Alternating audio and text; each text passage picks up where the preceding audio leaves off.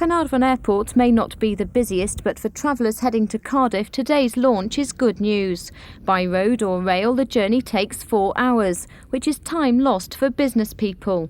The Cessna 310 takes 5 passengers, and Chief Pilot Peter Lawton says the weekly service is just the start.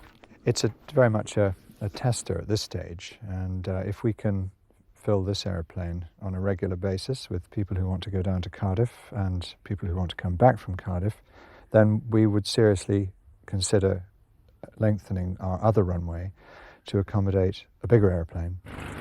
Although similar air services between North and South Wales have failed to get off the ground, Caernarfon Air Limited say their research shows there is a demand.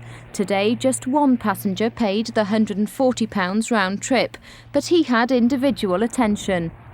We've just passed over that lake, whose name I believe you know. It's 7:30 and the first on-demand flight from Caernarfon to Cardiff is on schedule to reach the capital in 50 minutes. Air Caernarfon hope this short journey time will particularly appeal to business travellers heading south. One thing's for certain, future passengers will certainly see Wales at its best. Dafydd Roberts, on his way to a day's business in the capital, had no complaints about the trip. A wonderful journey, a wonderful morning as well, and the view was splendid, I think.